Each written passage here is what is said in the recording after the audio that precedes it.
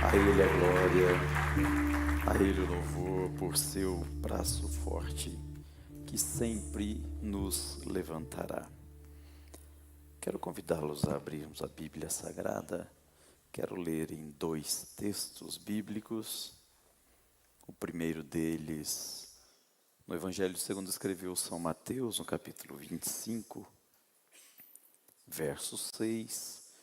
E o segundo texto em Apocalipse 19, 7. Mateus 25, 6 diz assim: Mas à meia-noite ouviu-se um clamor. Em alguma versão está escrito ouviu-se um grito. Em outras versões ouviu-se um alarido. Aí vem o noivo, saí-lhe ao encontro. O segundo texto está em Apocalipse, no capítulo 19, versículo 7, que diz assim: Regozijemo-nos e alegremo-nos, e demos-lhe glória, porque vindas são as bodas do Cordeiro, e já a sua esposa se aprontou. E foi-lhe dado que se vestisse de linho fino, puro e resplandecente, porque o linho fino são as justiças dos santos. E disse-me: escreve, bem-aventurados aqueles que são chamados à ceia das bodas do Cordeiro. E disse-me: estas são as verdadeiras palavras de Deus. Meus amados, eu estive ministrando numa escola bíblica de obreiros desde quinta-feira, lá na cidade de Santa Maria, no Rio Grande do Sul. E ministrei na quinta, na sexta e ontem no sábado, durante o dia, à noite. E depois de terminar a minha missão, fui para o hotel. Já era muito tarde e eu teria que sair do hotel às 3:30 da manhã. Então nem dormi e estava assistindo algumas notícias dos últimos dias. E não foram notícias muito agradáveis, não foram notícias muito boas. Foi entristecedor, foi doloroso ver aquele vídeo do balão que se incendiou e pessoas perderam a vida. Aquilo não foi agradável. Mas também vi algumas outras reportagens referentes às guerras que estão acontecendo no mundo no presente momento. Assisti alguns vídeos, inclusive daquela explosão gigantesca causada pela entrada dos Estados Unidos nesse conflito que está acontecendo entre Israel e o Irã. E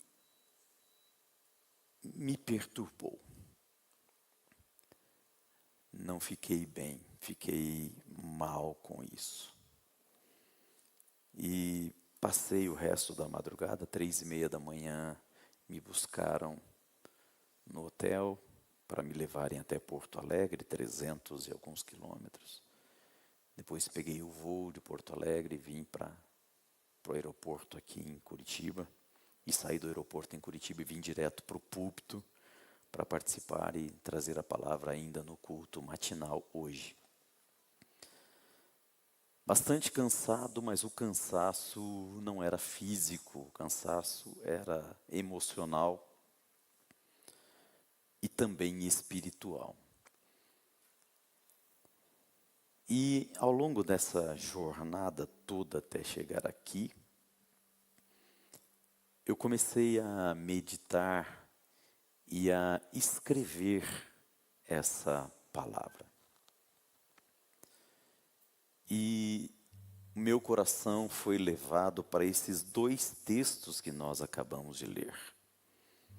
O primeiro texto, que está em Mateus, ele está falando na parábola das 10 virgens.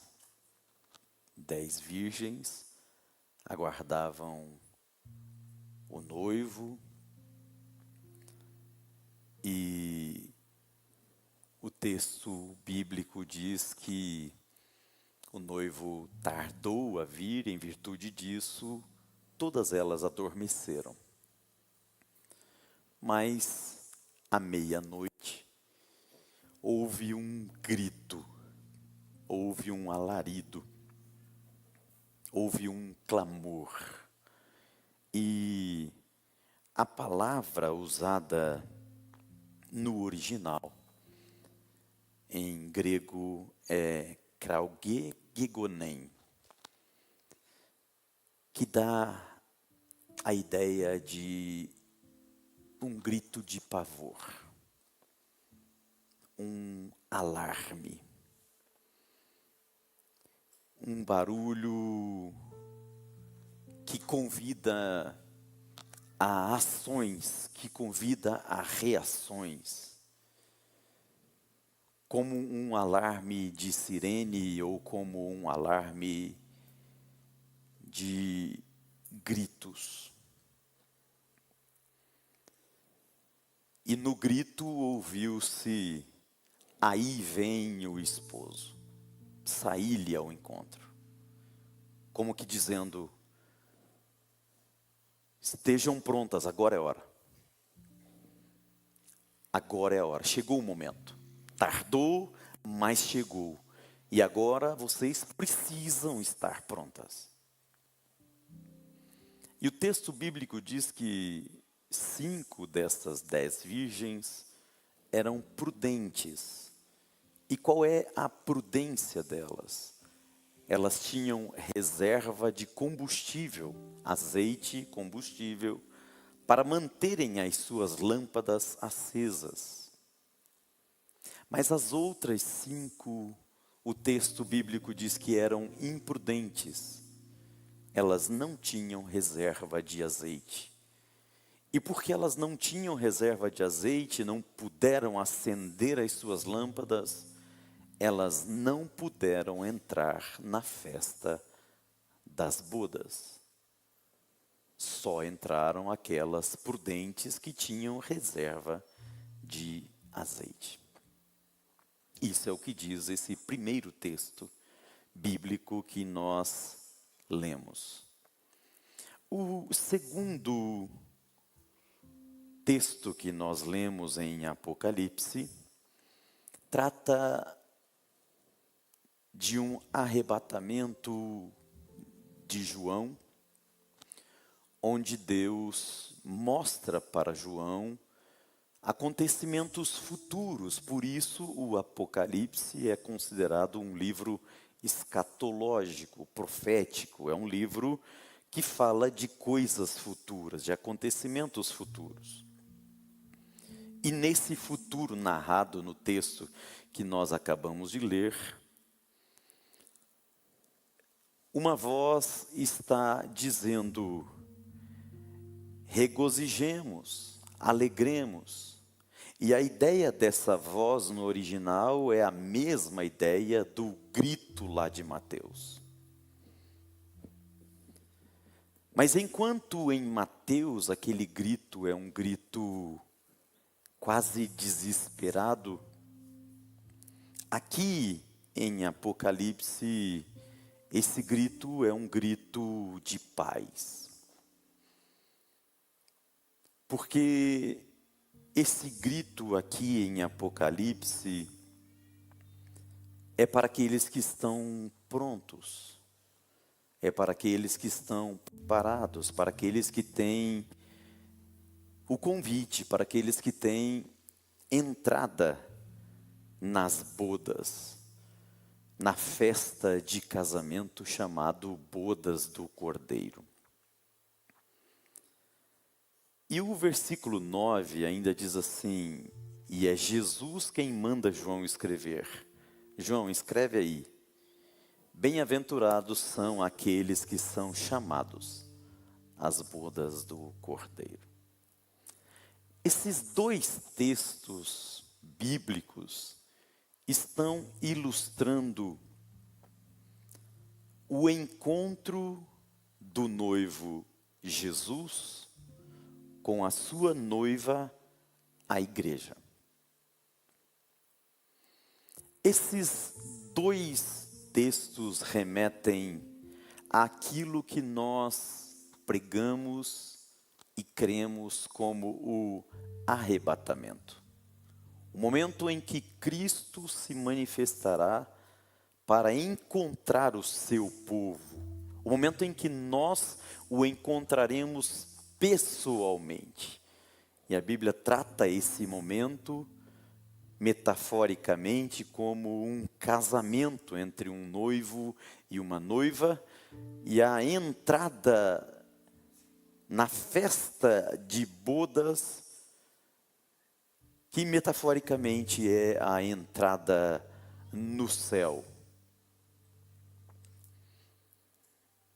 Mas o que me chama a atenção é que quando a gente olha para a Bíblia, em outros textos tantos, que falam sobre esse encontro, sobre este arrebatamento,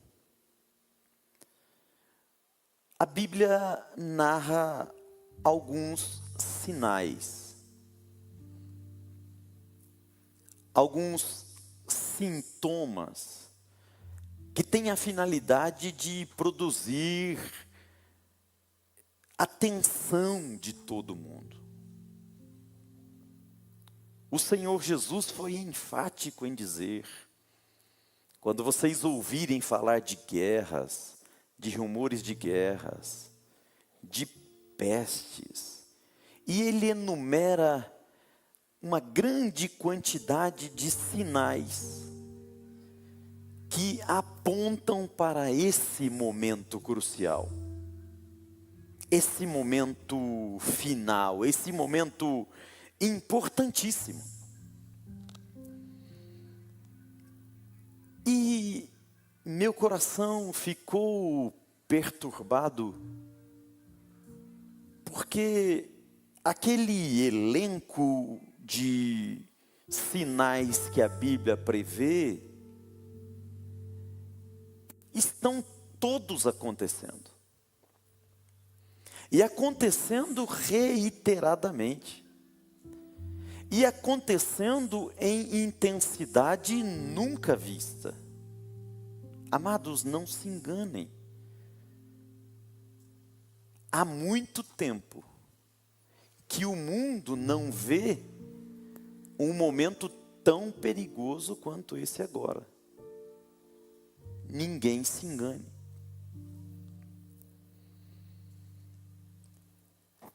Nós temos nas cabeças de alguns países chaves homens que não têm medo de acionarem botões apocalípticos. Para onde nós olharmos, o governante do Irã,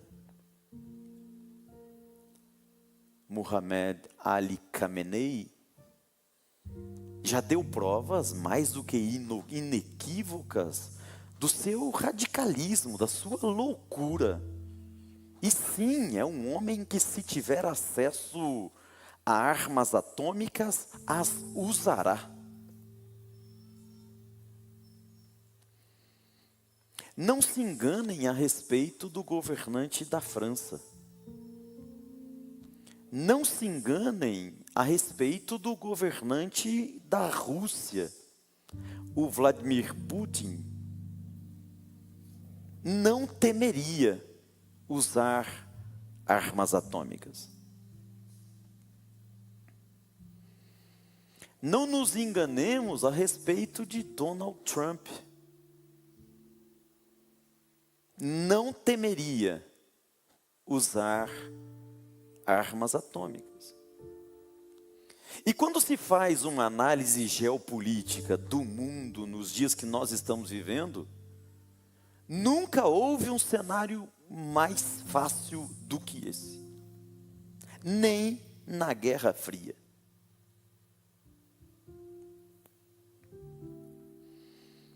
E isso perturbava a minha alma de madrugada. Porque o texto bíblico diz que à meia-noite ouviu-se um clamor. E a sensação que eu tinha ao ver as notícias e ver os vídeos é de que espiritualmente eu estava ouvindo esse clamor. A sensação que eu tinha era de que espiritualmente as vozes dos fatos estavam me dizendo: Eduardo, a meia-noite chegou.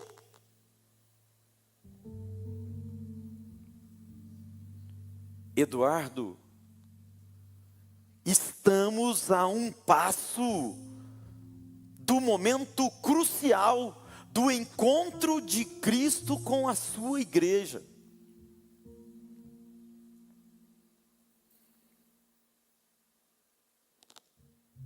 A noite nunca foi tão escura.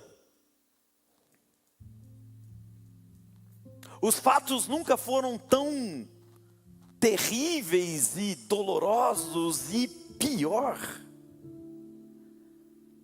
traduzidos pela imprensa com uma certa naturalidade,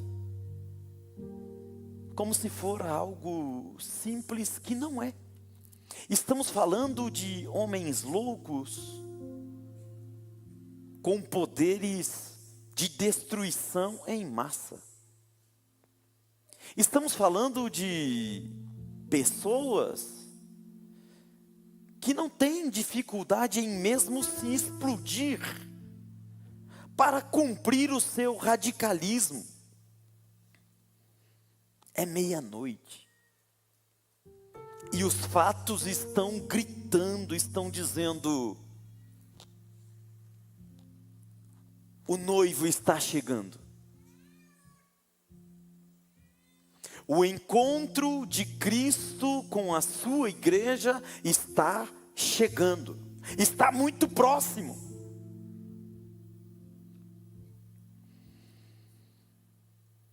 E alguns de nós podemos correr o risco de estarmos desapercebidos.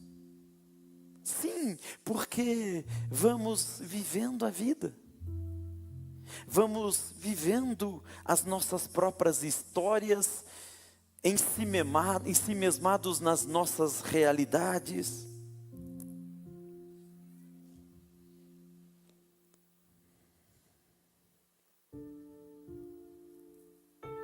Mas os fatos estão gritando: é meia-noite.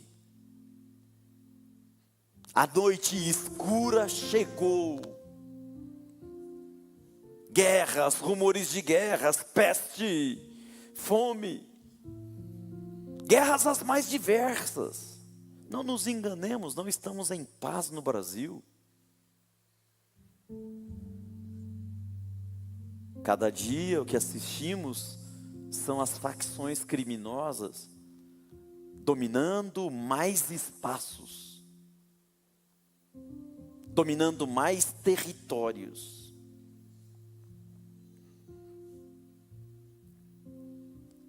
E esses territórios dominados, o poder público sequer consegue entrar. Olhe para o Rio de Janeiro, e nós falávamos do Rio de Janeiro. Olhe para Minas, Olhe para a Bahia, e aquilo que era só no Rio de Janeiro, agora já é uma realidade em vários lugares do Brasil.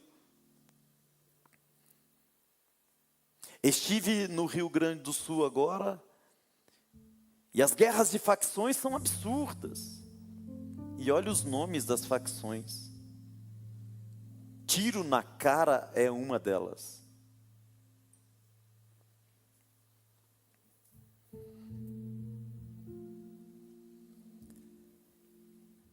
Guerras com as Farc, guerras na África, guerras civis, guerra contra o Boko Haram, guerra da Ucrânia com a Rússia, guerra de Israel com o Irã, agora guerra dos Estados Unidos com o Irã também. É o grito de alerta. E a nossa alma precisa se perturbar, a nossa mente precisa acordar. Precisamos enxergar essa realidade. O encontro com o noivo está chegando. Mas eu consigo imaginar também uma outra realidade. Porque quando eu leio em Apocalipse, e a gente leu juntos aqui, fala de uma festa que está sendo preparada no céu. Então, na minha imaginação espiritual, eu fico pensando nos anjos, arcanjos, querubins, serafins, seres celestiais, preparando essa festa, preparando esse encontro.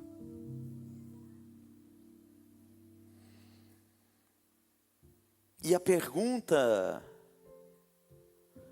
para nós é: e nós? Como estamos nessa história? Estamos nos preparando para as guerras desta vida? Ou estamos nos preparando para as bodas? Onde está a nossa mente? Onde está o nosso coração? Onde está a nossa fé? Onde estão as nossas esperanças? Estamos nos preparando para as guerras da vida? Ou estamos nos preparando para as bodas do Cordeiro?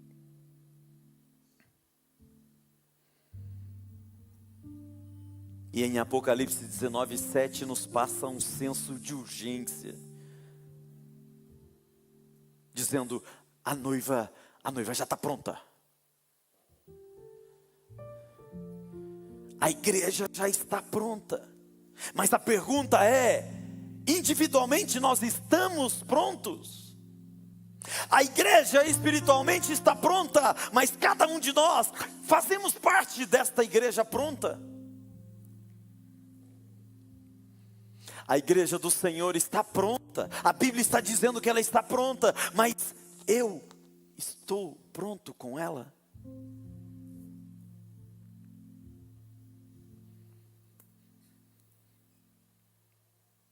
Temos que lembrar que a nossa terra não é daqui.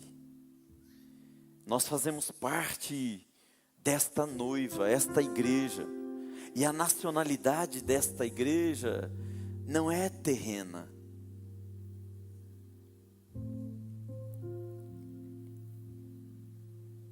E minha alma se perturbava. Porque eu corro o risco de estar focado somente no aqui. Eu corro esse risco. Mas pastor, eu vou ao culto. Pastor, eu prego. Pastor, eu canto. Pastor, eu toco. Pastor, eu contribuo. Pastor, eu evangelizo. Pastor, amém. Tudo isso é fundamental. Mas o nosso coração está aonde? quando eu prego aqui nesse púlpito, meu coração está focado apenas no aqui, no agora? Ou eu estou pregando aqui, mas o meu coração está lá? Eu estou cumprindo a missão aqui, mas eu não perdi de vista aquele dia. Eu estou aqui fazendo a obra, mas eu não perdi de vista que eu não sou daqui. O meu lugar é lá. O local almejado pela minha alma, pela minha vida, pelo meu espírito, é estar com Deus.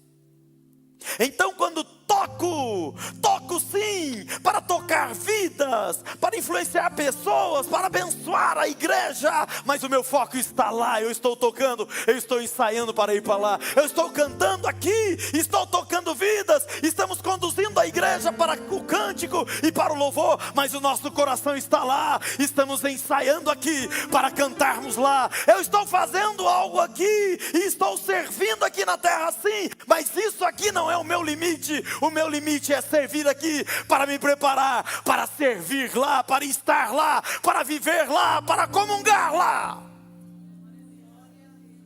Porque o apóstolo Paulo diz que se nós pensarmos somente nessa vida, nós somos os mais pobres.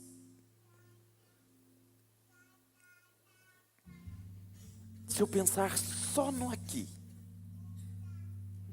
eu sou miserável. É isso que a Bíblia diz, miserável.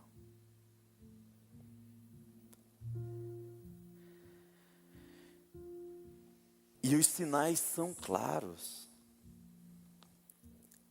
E como é que a gente recebe isso?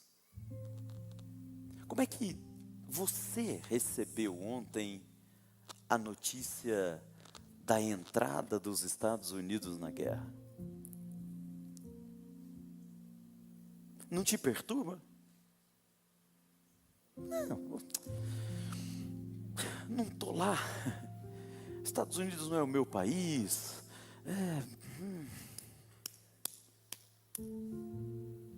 Estou nem aí. Será que é assim que nós estamos encarando a vida, encarando o mundo, encarando a história? Porque se nós encararmos a vida e o mundo dessa forma, os sinais que a Bíblia nos traz perdem a importância. Então, se eu não ligo, o que adianta a Bíblia me dizer que ouvireis de guerras, rumores de guerra, fome, peste, e isso são os sinais? Se eu não ligo, não me sinaliza nada. Se eu não me importo, não me sinaliza nada. Se não mexe com a minha alma, não serve para nada o que está escrito nesse texto. Não serve para nada o que está nesse texto. Mas eu fiquei perturbado, porém feliz. Porque foi gostoso saber que a minha alma ainda se importa. Foi gostoso saber que a minha vida espiritual ainda está viva. Foi gostoso saber que a minha fé na palavra de Deus ainda está em dia. Foi gostoso saber que o meu coração ainda consegue olhar para o que está escrito na Bíblia, olhar para aquilo que está acontecendo na história e falar: a Bíblia é verdade, a palavra de Deus é verdade, está se cumprindo, está se cumprindo, está se cumprindo. Foi agradável ver o meu espírito se perturbar e questionar para mim mesmo: Eduardo, você está preparado? Você está pronto? Porque isso é sinal de que eu ainda não perdi a sensibilidade espiritual. Porque isso é sinal que eu ainda creio na palavra de Deus. Porque isso é sinal que a Bíblia para mim ainda é a boca de Deus.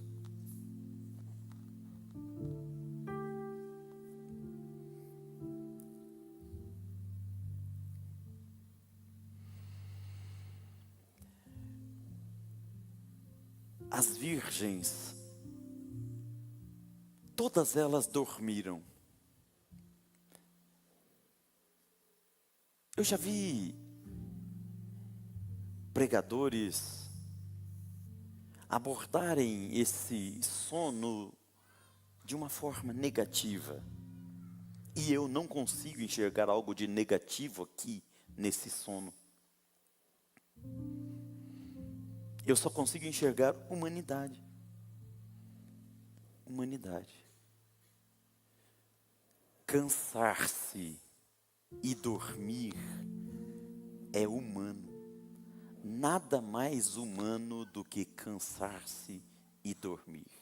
E olha que hoje eu sei falar com propriedade sobre isso. Porque estou muito cansado e estou há muito tempo sem dormir. Mas isso é pecado? Não. Isso é errado? Não. Isso é antinatural? Não. E eu acho isso lindo. Porque o que o texto bíblico está dizendo é que Deus respeita a nossa humanidade. Foi Ele que nos fez assim.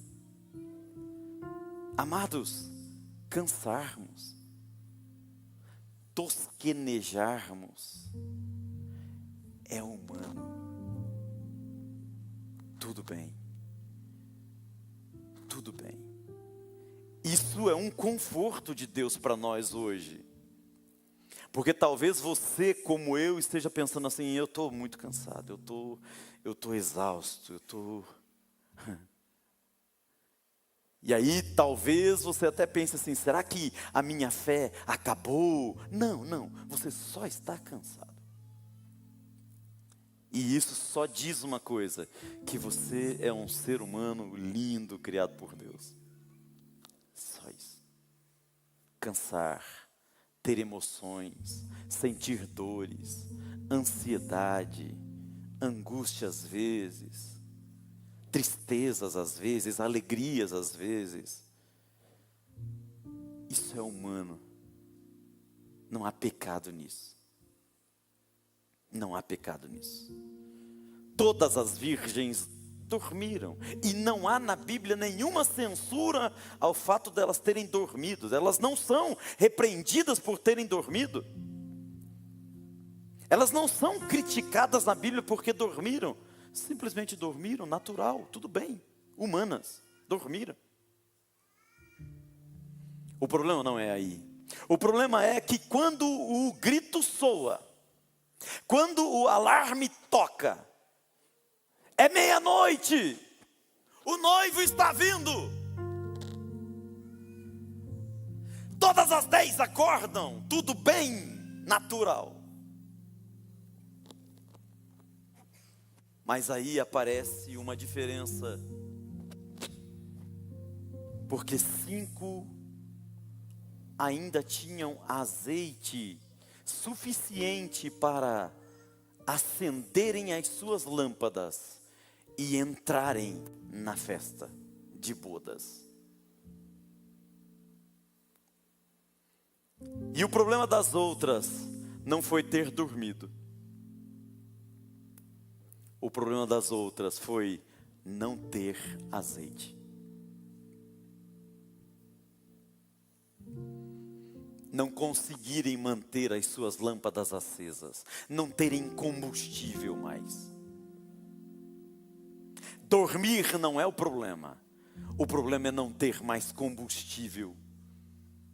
E quando a gente olha para a Bíblia falando sobre azeite, está falando sobre, expressamente e diretamente sobre presença do Espírito Santo. 5 simbolicamente ainda tinham a presença do Espírito Santo nas suas vidas. E as outras 5 não tinham mais. O problema não foi dormir. O problema foi não ter unção. O problema não foi dormir. O problema foi não ter azeite. O problema não foi dormir. O problema foi não ter Espírito Santo na vida.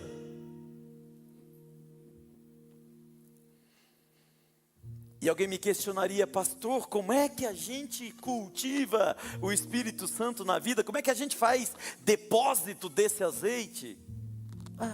É aquelas coisas simples da fé. A leitura da palavra, o bom e velho jejum, a boa e maravilhosa oração.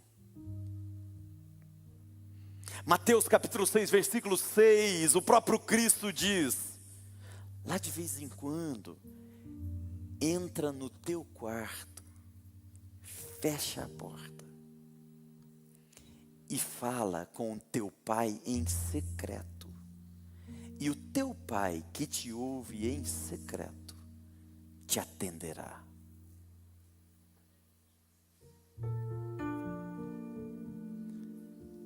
Ele vai abastecer-te do seu próprio espírito. Ele vai abastecer a tua alma do azeite espiritual necessário para manter a tua luz acesa. Não podemos caminhar espiritualmente secos. Não podemos caminhar espiritualmente sem azeite. Não podemos caminhar espiritualmente sem o Espírito de Deus na nossa vida. Não há sentido. Não haveria sentido eu estar pregando aqui nesse púlpito se eu não tivesse cultivado o azeite na minha alma, a presença do Espírito Santo na minha vida. Eu seria uma lata fazendo barulho aqui no púlpito. Mas você está sentindo que Deus está falando contigo esta noite. Sabe por quê? Não é por minha causa, é por causa do azeite que está em minha vida. O Espírito Santo de Deus é que está falando com você. O Espírito Santo de Deus é que mantém a nossa lâmpada acesa. O Espírito Santo de Deus é que mantém a nossa vida espiritual. Não podemos caminhar secos. Não podemos caminhar vazios. Não podemos nos conformar em caminhar vazios. Não podemos aceitar. E é tão fácil, porque Deus tem unção em abundância. E Ele tem prazer em ungir.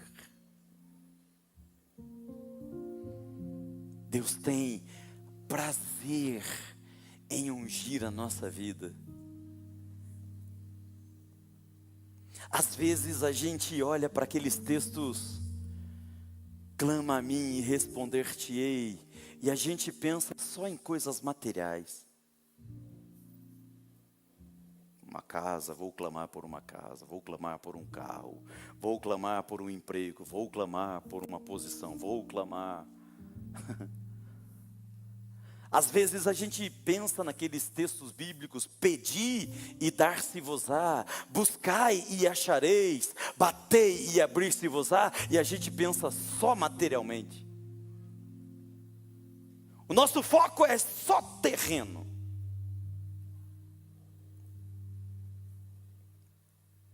Mas o Senhor nos convida essa noite a clamarmos por unção também. A batermos na porta de Deus por unção, a pedirmos a Deus por unção, a buscar em Deus azeite para que as nossas lâmpadas estejam acesas. Buscar em Deus unção para que a nossa vida espiritual tenha vida.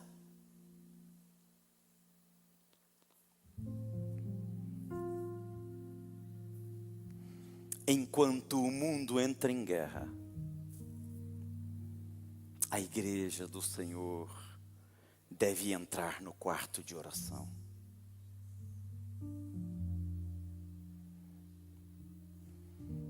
E outra coisa que perturba a minha alma é que algumas pessoas, pensando de modo tão terreno, eu vi alguns comentários e me entristeceu, porque eu olhava para algumas emissoras, eu assisti várias, olhava para algumas emissoras, retratando os fatos, condenando os Estados Unidos e Israel, defendendo o Irã. Outras emissoras, com ideologias diferentes, condenando o Irã e defendendo a entrada dos Estados Unidos e de Israel nessa guerra. Porque cada um olhando sob a ótica da sua ideologia. Há quem defenda grupos terroristas. Mas não é essa a discussão. A discussão é que tanto em Israel quanto no Irã existem vidas que precisam ser salvas. Vidas pelas quais Jesus morreu. Pasmem, mas a igreja que mais cresce no mundo hoje é no Irã. Uma igreja que cresce escondida. Uma igreja que cresce oculta, porque se ela se revelar, pessoas morrem. Mas a missão Portas Abertas, essa semana publicou que é a igreja que mais cresce no mundo, é a igreja subterrânea do Irã. E pessoas focadas somente no aqui e no agora e nas suas ideologias bobas, estão apoiando os Estados Unidos e Israel, ou apoiando o Irã, e esquecendo que nos dois lugares tem uma igreja. Nos dois lugares tem vidas. Nos dois lugares tem almas. E qual é a missão da igreja? Está apoiando A ou apoiando B? Ou defendendo A ou defendendo B? Ou a missão da igreja é salvar as almas, é mudar as histórias? Onde está o nosso coração? Onde está o nosso foco?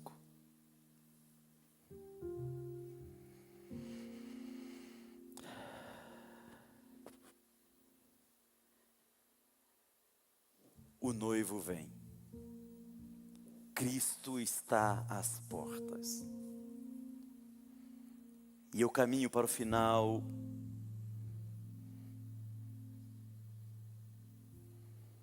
perguntando: como é que está o nosso ouvido? Estamos ouvindo esse clamor? Ou o nosso ouvido está mouco? Ou a gente olha para as notícias e não nos faz lembrar do arrebatamento, não nos faz lembrar dos tempos do fim, não nos faz lembrar da Bíblia? Como é que anda nosso coração? Porque essa é a palavra que o Senhor me deu.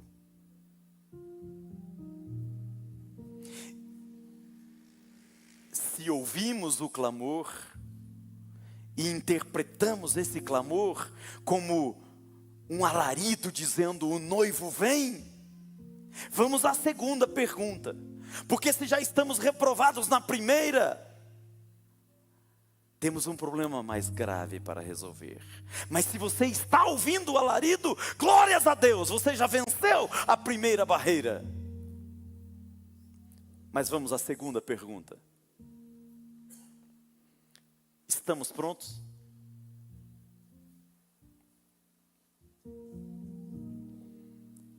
Se Cristo vier hoje, estamos prontos?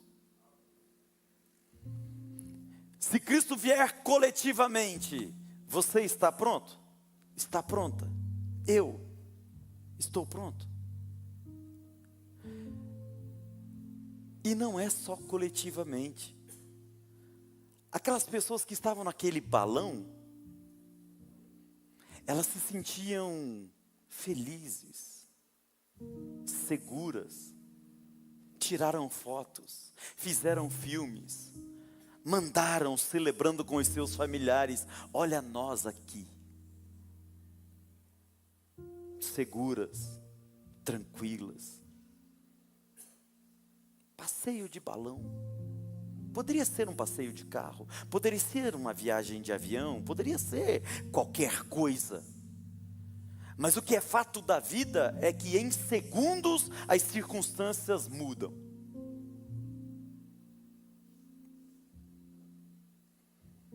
Em poucos segundos aquelas pessoas saíram de uma celebração, de uma felicidade,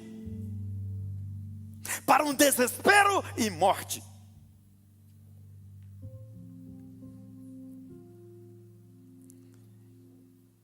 E na fila dos desastres,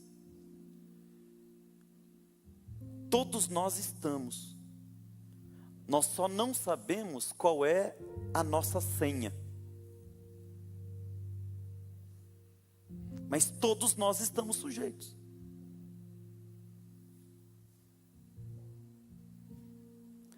E se for individual? E se algum de nós aqui hoje for chamado?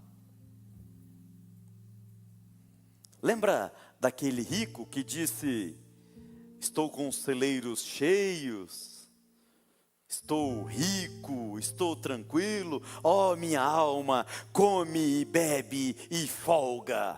E uma voz gritou: louco, se essa noite pedirem a tua alma, tudo que tem, para quem será? Se essa noite, se daqui a minutos, a nossa alma for pedida pela eternidade, estamos prontos?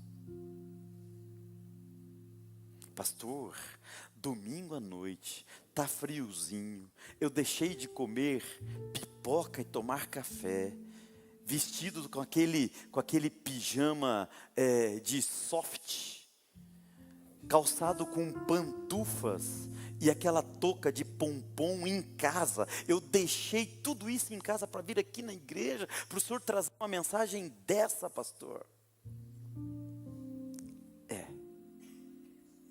Que eu recebi do Senhor, é isso que eu estou entregando. E de tempos em tempos, nós pastores, precisamos lembrar a igreja que o noivo está às portas.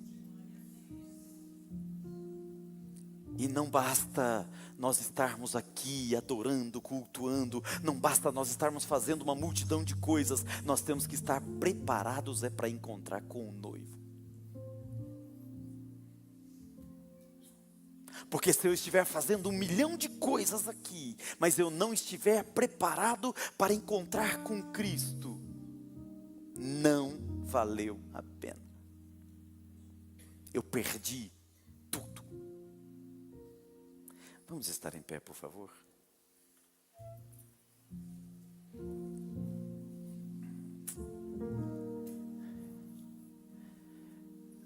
Mas a minha alma se alegra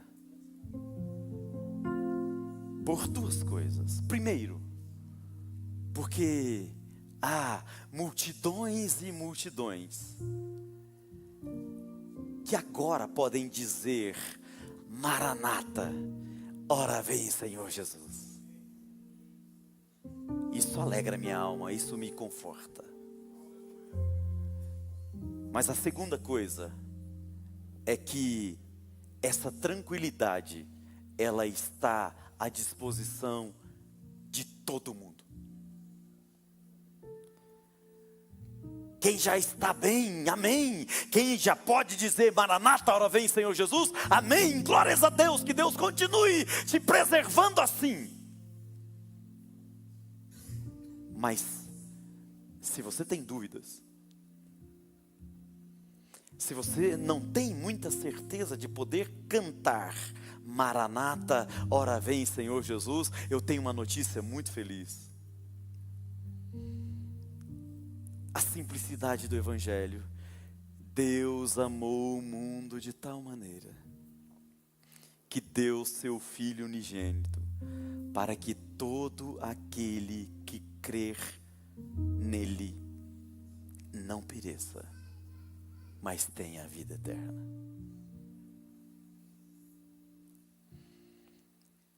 A Bíblia diz: aquele que confessar o nome dele diante dos homens, terá o seu nome confesso diante do Pai. É tão simples, é tão fácil. A mensagem é de alerta, é de tensão. O grito está acontecendo, é meia-noite, o noivo está chegando. A questão é: estamos prontos? Se estamos prontos, amém, ora vem Senhor Jesus. Mas se não estamos prontos, o conforto do Espírito Santo é: hoje você fica pronto, hoje você fica pronta. E é tão simples, é só você dizer que quer. É só você confessar que quer. É só você dizer: eu aceito Jesus como o Salvador da minha vida. Tão simples, tão simples. E é por você que eu quero orar. É por você que eu quero orar. Mas eu vou pedir um ato de coragem. Eu sei que você teria coragem para lutar na guerra do Iraque. Eu sei que você teria coragem para lutar contra o Boko Haram. Eu sei que você tem coragem. Então você não vai se acovardar em sair do teu lugar e vir aqui à frente do altar para nós orarmos juntos. Num ato de coragem, dizendo: Senhor, eu quero sair daqui essa noite com a certeza de que se o Senhor vier, ou se acontecer alguma coisa comigo, eu estou salvo. É por isso que eu vou orar. E eu quero que você que deseja esta oração, saia do teu lugar em nome do Senhor Jesus, num ato corajoso, e venha aqui à frente do altar, e nós vamos orar juntos. Não há Deus maior. Peguei outra tonalidade, né? Não há Deus melhor. Não há Deus tão grande como nosso Deus.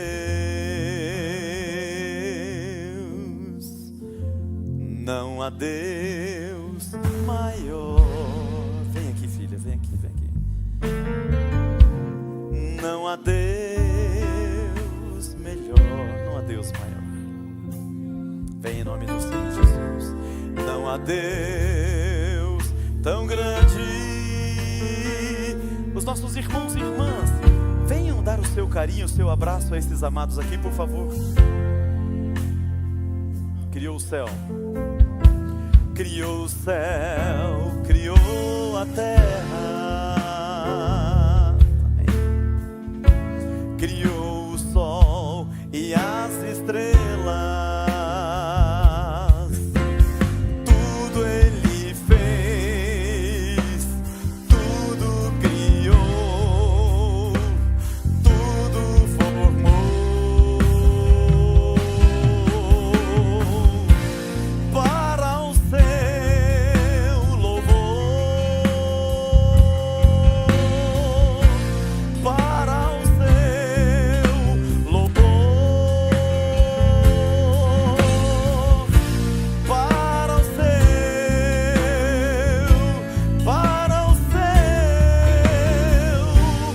para o seu louvor.